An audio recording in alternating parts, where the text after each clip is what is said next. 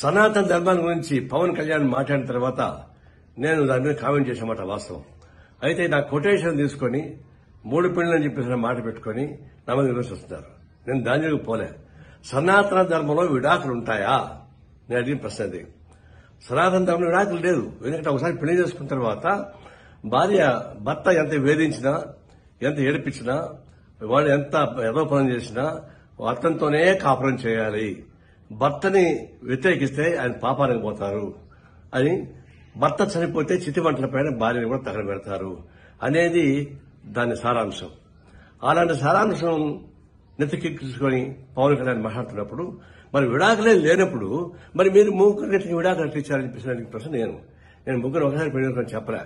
విడాకులు తీసుకొని పెళ్లి చేసుకున్న మాట వాస్తవమే, అది నాకు ఇప్పుడు తెలుసు. నేను దాని వరకు ఇప్పుడు పోలే. నేను ఫస్ట్ టైం అంటున్నా. సనాతన ధర్మంలో విడాకులు లేనప్పుడు మరి మీకెందుకు అది వర్తిస్తాండి అన్న దాని మీద ఊరికి నా మీద మాట్లాడుతున్నారు. ఇప్పుడు మనం చెప్తున్నాను, అది అరాచకమైనటువంటి సనాతన ధర్మం. అది ఆ ధర్మ వ్యవస్థ మొత్తం వెనక్కి తీసుకెళ్లేటువంటి క్రూరమైనటువంటి చర్య అది. అలాంటి క్రూరమైనటువంటి ఫిలాసఫీని ప్రచారం చేయడం అనేది చాలా ఘోరమైనది. ఇప్పుడు చెప్తున్నా, సనాతన ధర్మాన్ని విమర్శించే వాళ్ళని నిన్ను అరెస్ట్ చేయని చెప్పేసి పవన్ కళ్యాణ్ చెప్తున్నాడు. నేను చెప్తున్నా, సనాతన ధర్మాన్ని సమర్థించే వాళ్ళని అరెస్ట్ చేయమని చెప్పేసి చెప్తున్నా. పవన్ కళ్యాణ్ వాళ్ళని అరెస్ట్ చేయాల్సిందే. అది మన సెక్యులరిజానికి, ప్రజాస్వామ్యానికి, మన రాజ్యాంగానికి అర్థం పట్టే పద్ధతిలో ఉంటుంది. కాబట్టి సనాతన ధర్మాన్ని విమర్శించే వాళ్ళని కాదు, సమాజం సమర్థించే వాళ్ళని చర్య తీసుకొని కోరుతా ఉన్నా.